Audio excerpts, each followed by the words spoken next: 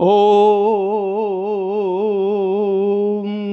गुरुर्ब्रह्मा गुरुर्विष्णु गुरुर्देवो महेश्वरा गुरु साक्षात् परब्रह्म तस्मै श्री गुरुवे नमः। ओम परम भगवत स्वरूप सद्गुरुदेव श्री देवेंद्र विज्ञानी जी महाराज के चरण कमलों में प्रणाम करते हुए इस परंपरा के सभी साधकों की आध्यात्मिक उन्नति की प्रार्थना श्री चरणों में करते हुए वैदिक योग परिचय पर आगे का प्रवचन प्रारंभ किया जा रहा है और इसका प्रथम श्लोक है प्रवचन का, यत्रा सुपर्णा अमृतस्य भागम निमेषम विदथा विस्वरन्ति इनो विश्वस्य भुवनस्य गोपा स मा घोरा पाक मत्रा विवेश। अर्थात वह अन्य सुपर्णा ईश्वर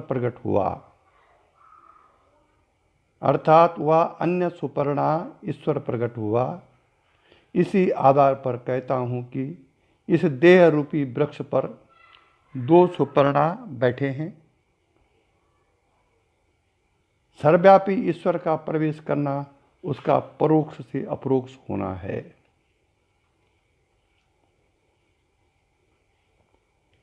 जहाँ पर अमृत मतलब ब्रह्म के तेज को निरंतर अनुभव करने वाले सुपर्णा महान पुरुष प्रकाश फैलाते रहते हैं, वहाँ पर सारे भुवनों के स्वामी उस सर्वज्ञ ईश्वर ने मुझे अपरिपक्व जिज्ञासु में प्रवेश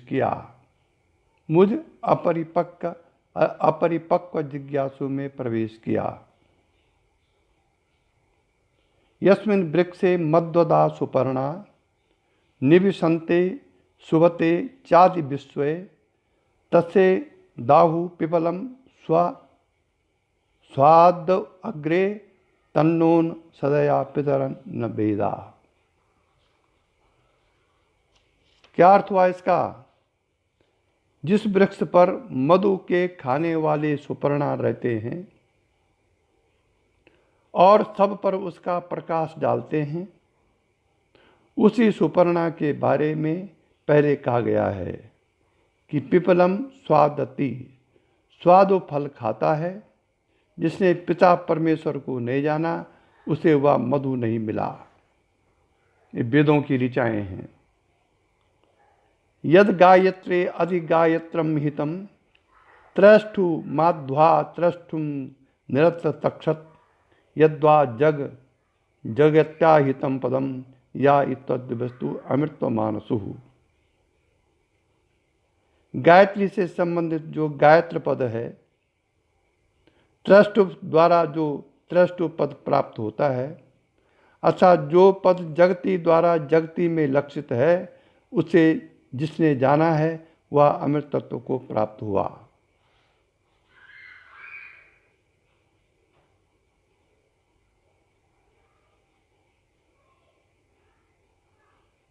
गायत्री से प्रातः सवन, तुष्टुप से मध्याह्न और सवन और जगती से सायं सवन करने वालों को जिस पद की प्राप्ति कही गई है वह ब्रह्म पद यदि नहीं जाना तो अमर पद कहाँ। तमेव विदित्वा अति मृत्युमेति नान्या पंथा विद्यते यनाया।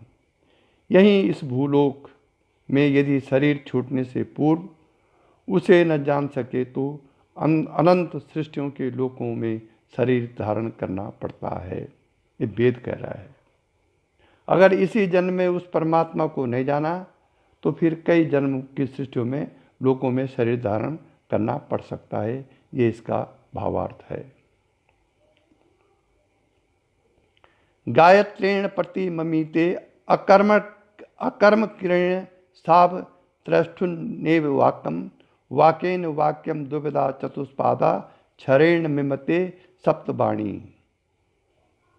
गायत्री के साथ प्रत्येक ऋचा पढ़ी जाती है और ऋचा के साथ साम गाया जाता है।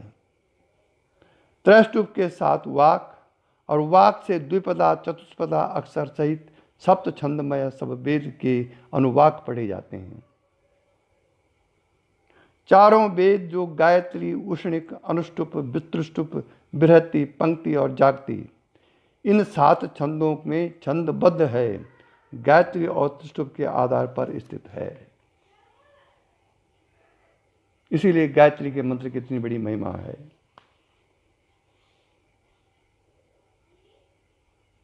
ध्रुलोक में जगती छंद से सिंधु को स्तब्ध किया और अथांतर समगान द्वारा सूर्य को सर्वत्र देखा। गायत्री के 3 समिधा कही जाते हैं, इसलिए उसकी महत्ता सर्वोपरि है। आदि दैविक अर्थ में सूर्य का मंडल और आध्यात्मिक अर्थ में ब्राह्मी अथवा समाधि की स्थिति है। सिंधु शब्द छंद धातु से बनता है, जिसका अर्थ बहना है, इसलिए नदी को सिंधु कहा गया कहते हैं। सिंधु का अर्थ समुद्र भी होता है। संगीत शास्त्र के अनुसार सिंध या सिंधु राग का एक ऐसा स्वरूप है जो स्वतंत्र रूप से अथवा उसका दूसरे रागों में मिश्रण करने से उन रागों का स्वरूप विशेष मनोरंजक हो जाता है। प्राचीन रागों में सैंधव, सैंधवी नाम से मिलते हुए जिसे सिंधुरा, सिंध काफी और सिंध भैरवी इत्यादि कहते हैं, ये संगीत के नाम हैं जो वेद में दिए गए हैं। कहा गया है कि रथंतर साम में जगती के गान द्वारा सिंधु को शांत करके सूर्य को चारों ओर देखा। भाव याद दिखता है कि साम गाने से जो राग का प्रभाव था, उसके स्तब्ध होने पर ध्यानस्थ अवस्था में सूर्य की ज्योति के रूप में आत्म दर्शन किए। परंतु गायत्री से जगती का निर्माण ऊपर कहा जा चुका है, अर्थात जगती में गायत्री स्थित है और गायत्री ही सूर्य है। गायत्री से संबंधित 3 पाद, जिसकी 8-8 अक्षरों की 3 पंक्तियां अथवा प्रातः, मध्याह्न और सायं तीनों सवनों अर्थात यज्ञों में प्रयुक्त क्रमशः गायत्री, त्रिष्टुप और जगती तीनों छंद सूर्य की 3 समिधा हैं। भू, भुवा, स्वा भी 3 समिधा ही कही जा सकती हैं। इसलिए यह भी कहा जा चुका है कि गायत्री का मुख अग्नि है, इसलिए गायत्री अग्नि रूपा है। सूर्य भी आग्नेय है, उससे 3 रंग शुक्ल, नील और हिरण्यमय मानो तीनों समिधा जल रही हैं। यह भी कहा गया है कि सूर्य साम गाता हुआ उदय होता है।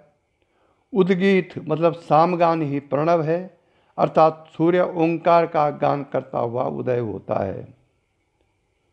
छांदोग्योपनिषद में ओम, उद्गीत, सूर्य, सविता, गायत्री, सावित्री और प्राण का एकत्व विस्तार पूर्वक दिखाया गया है। ये वेदों में जितने भी मंत्र और जितने भी कहे गए हैं, इसका आधार भी अंतरात्मा ही है।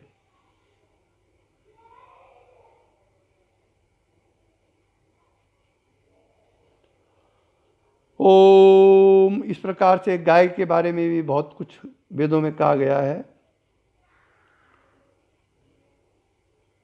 ध्यानार्थ मन के संकल्प को हिंकार, जप अथवा गान को प्रस्ताव, दृष्टि के अंतर्मुखी होकर ध्यानस्थ होने को उद्गीत, श्रवणेन्द्रिय के साथ दृष्टि अंतर्मुखी होकर ब्रह्म ज्ञान शून्य होना प्रतिहार और प्राण का समाधि में निरुद्ध होना निधन समझना चाहिए।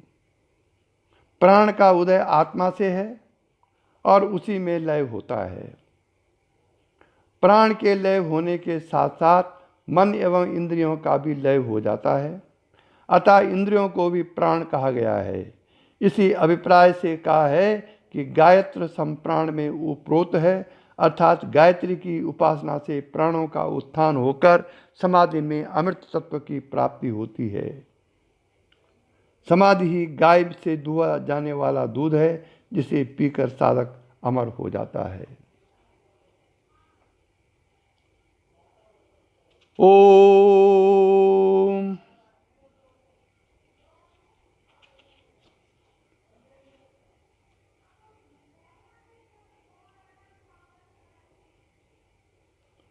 आत्मा त्वं गिरिजामति परिजना प्राणा शरीरम गृहम्। ओम। अब अथर्ववेद में एक श्लोक है कि सप्तार्ध गर्भा भुवनस्य रेतो, सप्तार्ध गर्भा भुवनस्य रेतो विष्णु तिष्ठन्ति प्रदिशा विधर्मणि ए धीतिभिर्मन साते विपश्चिता परिभुवा परिभवन्ति विश्वता। भगवान सर्वव्यापी विष्णु के रेतस तेज रूपी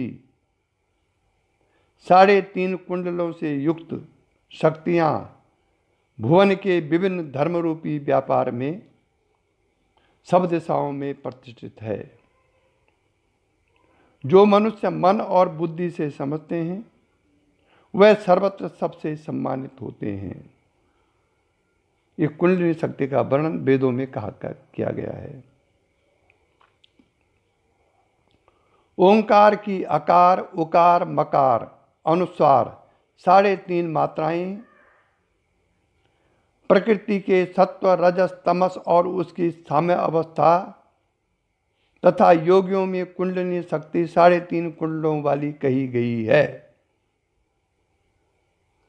वेदी को पृथ्वी का अंतिम छोर इसलिए कहा गया है कि वेदी पर यज्ञानुष्ठान करने वाला पृथ्वी को छोड़कर स्वर्ग को चला जाता है और यज्ञ स्वर्ग एवं भूलोक का संबंध स्थापित करने वाला होने के कारण भुवन की नाभि कहा गया है। मनुष्य का देह सोम से ही बना है। पंचाग्नि विद्या में द्यौ पर्जन्य पृथ्वी पुरुष की देह और स्त्री को अग्नि मानकर कहा गया है कि यज्ञ की श्रद्धा की आहुति ध्रुव में दी जाती है, उससे सोम उत्पन्न होता है। सोम की आहुति पर्जन्य में देने पर वर्षा, वर्षा की आहुति पृथ्वी में देने पर वनस्पति, वनस्पतियों की आहुति देह में दी जाने पर वीर्य में और वीर्य की आहुति स्त्री में दी जाने पर प्राणियों का देह उत्पन्न होता है। इसलिए सोम ध्रुलोक का वीर्य है और वेद परमात्मा की वाणी है। अब है वैराग्य। नवी जानामि यदि वेदमस्मि निश्चय संतद्दो मनसा चरामि यदा मार्गन प्रथमजा ऋतस्यादिच्छा जो अश्नु से भागस्याः।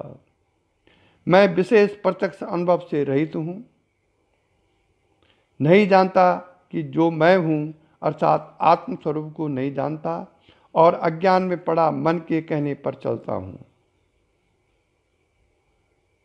जब मुझे सत्य की प्रथमजा ज्ञानमयी वाणी आने लगेगी तब उसकी कृपा रूपी सौभाग्य को प्राप्त करूं, यह इच्छा है। परावाक रूपा कुंडलिनी ही सब जागती है। जब जागती है तब दिव्य आदेश आने लगते हैं, परंतु ऋतंभरा प्रज्ञा के उदय होने पर वह सत्य होते हैं, इसके पूर्व भ्रांत होते हैं। अगर आपको ऋतंभरा प्रज्ञा है तब वो आदेश जो आते हैं तभी वो सत्य होते हैं, नहीं तो फिर भ्रांत हो जाते हैं वो। अवांग प्रांगेति स्वधेया गृभीतो मर्त्यो मर्तेना सयोनि ता सस्वांता विसुचीना वियंतान्य एक न्यूम चक्युर्न नि चक्युरन्यम। अमर्त्य जीव जो मृत देह के तादात्म्य से अपने को मर्त्य समझता है, अमर्त्य जीव जो मर्त्य देह के तादात्म्य से अपने को मर्त्य समझता है, उक्त कृपा से आविष्ट होने पर नीचे से ऊपर उठता है। वह दोनों शाश्वत जीव और ईश्वर सर्वत्र साथ रहने वाले आकाशवत रूप रहित हैं। उनमें से एक ईश्वर अन्य जीव को जानता है, परंतु जीव ईश्वर को नहीं जानता। अनुभव से पूर्व जीव अपने साथी ईश्वर को नहीं जानता। यद्यपि वह सदा साथ रहता है, परंतु ईश्वर जीव को जानता है।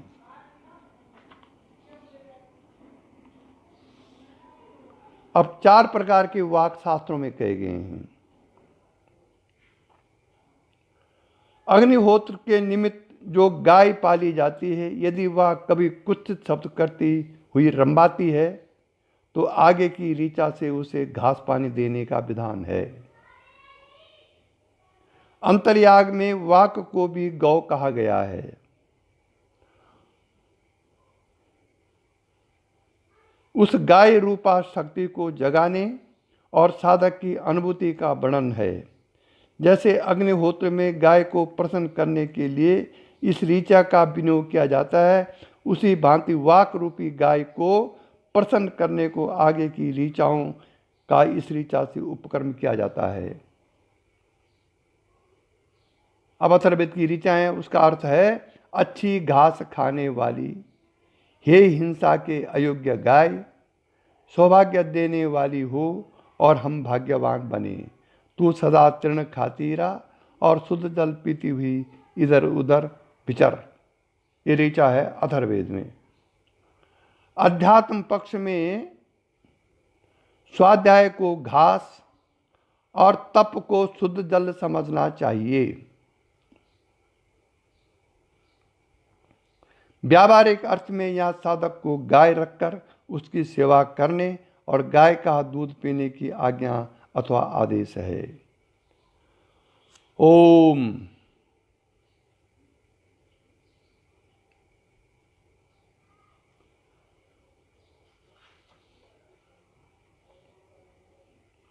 नारायण।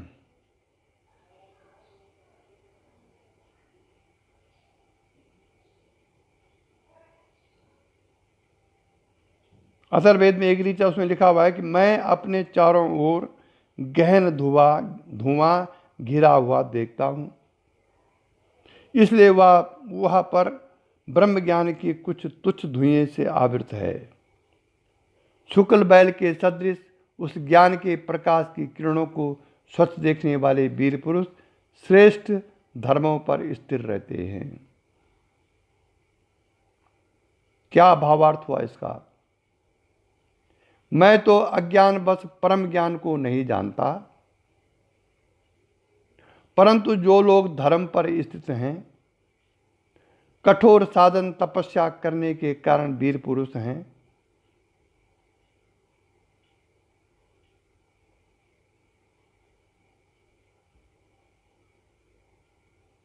वह उस शुक्ल स्वच्छ ज्ञान प्रकाश को देखते हैं। इसीलिए ऋचा में कहा गया है कि त्रय केशिन ऋतुता विचक्षते संवत्सरे वपत एक वेशाम, और विश्व में को अभिचष्टे सची भीर गा जिग्रे कस्या ददृशो न रूपम।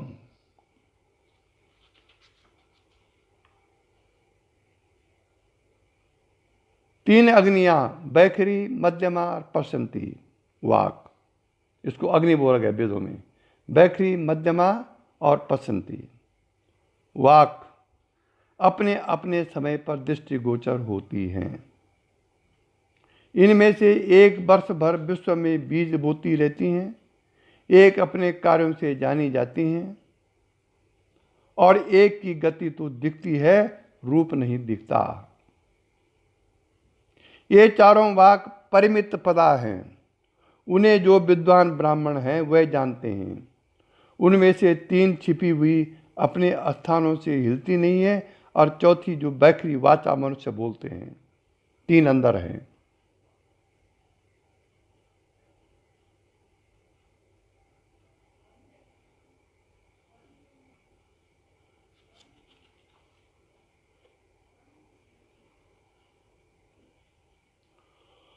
ओम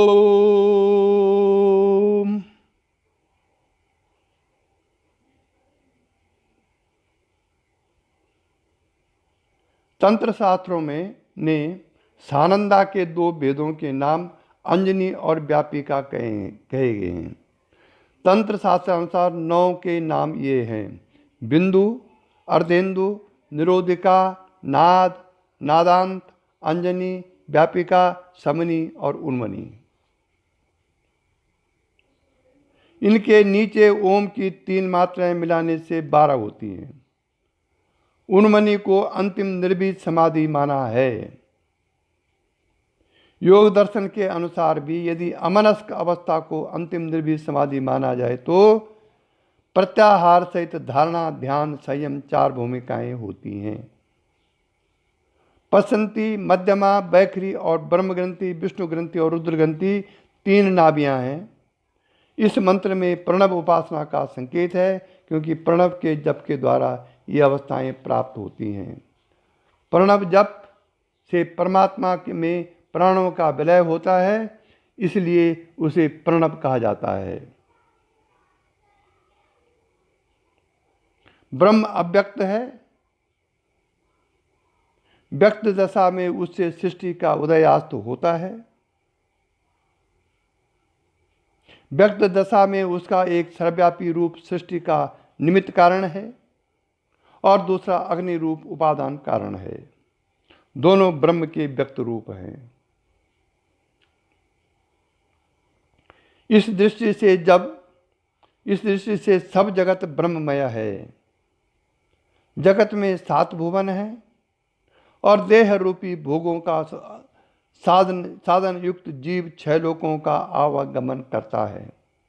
7वां लोक वह है जहाँ पुनरावर्तन नहीं होता। ब्रह्म सब में व्याप्त है, परंतु दृष्टि का विषय नहीं है। इन स्थूल देहों के कारण है, परंतु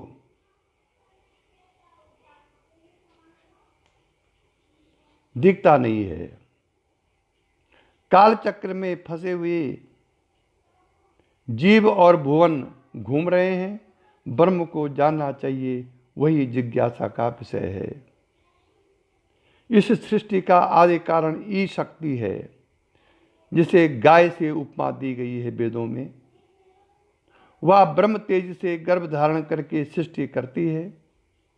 उसके ज्ञान रूपी वस्त्र का शब्द सर्वार्थ पूर्ण वेद है, जिन्हें पूर्ण रूप से देवता भी नहीं समझ सकते। उसका पिता ब्रह्म है।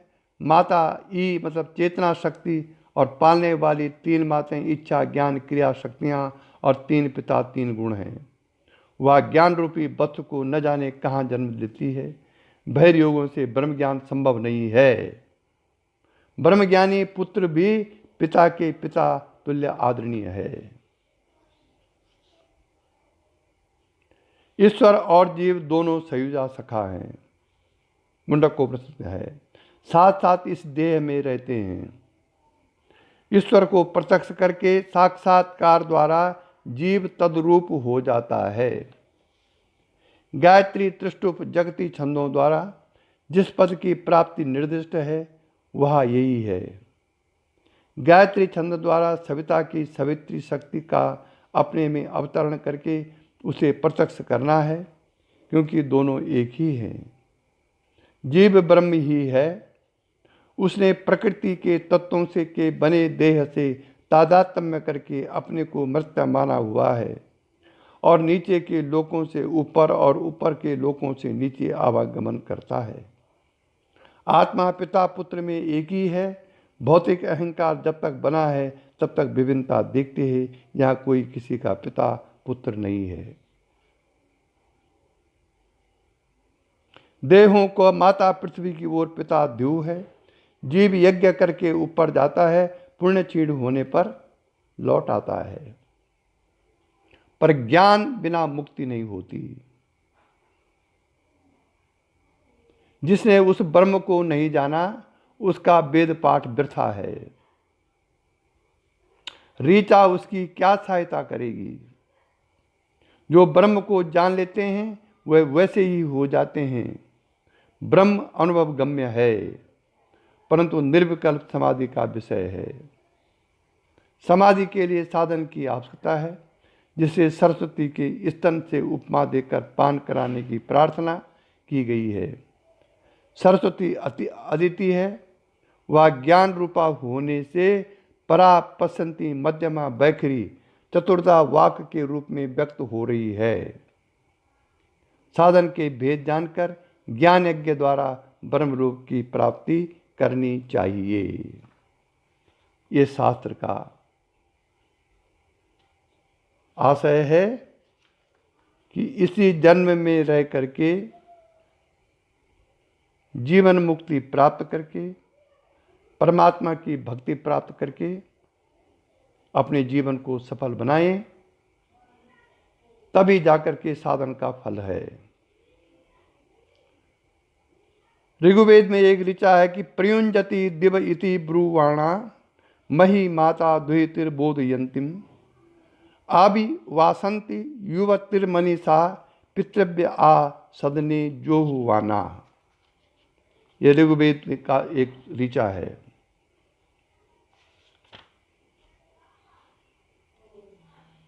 अपने क्या है इसका, अपने अपने घर में बैठकर ज्ञान पूर्वक आह्वान की हुई, अर्थात आह्वान करने पर आती है। उसकी बेटी मानुषी वैयक्तिक अध्यात्म शक्ति है जो सो रही है, उसे सदा जगाती हुई आती है। ये कुंडली जागरण के बारे में कहा गया है। देवताओं की माता मई नित्य युवती अध्यात्म पथ पर अपनी बेटी को साधन में लगाती, जगाती और बुलाती हुई धूलोक से आती है। पूर्वजों से लेकर आज तक अपने घरों में ज्ञान पूर्वक आह्वान करने पर सर्वत्र वास करती हुई आती है। वह माता मई अदिति कौन है? अदिति से दक्ष प्रजापति उत्पन्न हुआ। अदिति दक्ष से ऊपरी है, अर्थात हे दक्ष, अदिति ने ही जो तेरी बेटी है तुझे उत्पन्न किया। अदिति सब में चिति रूप से व्याप्त है। जैसा कि हम कह आए हैं कि प्राण रूपा चेतना शक्ति है और उसकी माता चिति ई शक्ति है। दक्ष की बेटी का नाम भी अदिति है और उससे सूर्य आदित्य उत्पन्न हुआ। इसलिए चिति शक्ति दक्ष की माँ भी है और दुहिता भी है। वह वैयक्तिक रूप में सब में व्याप्त है। तीव्र गति से प्रभावित करके कृपा रूपी वृष्टि के जल से अमृत ब्रह्म पद रूपी नाभि में स्थित है, बरसते हैं। उनके प्रभाव के अनंत मार्ग हैं और धूलोक से पृथ्वी की सीमा तक सर्वत्र आते हैं। भाव यह है कि उसकी कृपा दृष्टि सब पर हो सकती है यदि कोई उसे ज्ञान भक्ति श्रद्धा पूर्वक बुलाता है। इस मंत्र में माता मई की कृपा रूपी वृष्टि को अमृत की नाभि से केंद्रित कहा गया है। आगे के मंत्र में अमृत का वर्णन किया गया है। ऊक्षा समुद्रो अर्थ सुपर्णा पूर्वस्य योनि पितुरा विदेशा मध्य दिवो निहिता कृष्ण रश्मा वी चक्र में रज सस्पा तो। सबकी कामनाओं को पूर्ण करने वाला, सबके मोद का कारण, सुपर्णा सुंदर सूर्यवत तेज युक्त ईश्वर कृपूर्व पिता की योनि में प्रविष्ट हुआ। धूलोक के मध्य निहित उसके तेज का मेघ अंतरिक्ष के नीचे ऊपर सर्वत्र छा गया और सबकी रक्षा करता है। अरुषा का अर्थ सूर्य है। इसलिए यह भाव भी है कि सूर्य के रूप में वह पालन कर रहा है, इसलिए सविता से सर्वत्र प्रार्थना की गई। सविता माने सूर्य। हे मनुष्यों, यह देह स्तुति के योग्य है जिसमें वह नदी रूप शक्तियां ब्रह्म तेज रूपी जल से भरी बह रही है और माता के गर्भ से जन्म लेकर यहाँ इसी लोक में उस शक्ति के धारण करने वाले दोनों सुपर्णा जीव और ईश यमज बंधु रहते हैं।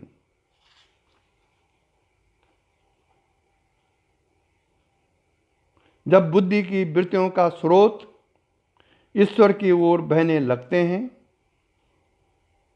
तब वह जैसे माताएं पुत्र को वस्त्र पहनाकर रक्षा करती हैं वैसे ही रक्षा करती हैं और वह उस सुपर्णा ईश्वर की देखरेख में बधुओं के सदृश प्रसन्न होती हैं और उसके पीछे पीछे देवयान मार्ग से जाती हैं। हे मित्र वरुण, यह हमारी स्तुति होवे। हे अग्निदेव, हमें शांति दे, हम स्थिति और प्रतिष्ठा प्राप्त करें, हमारे घरों में समृद्धि के लिए हम बहुत नमस्कार करते हैं। इसी के साथ वैदिक योग परिचय पर प्रवचन समाप्त हुए।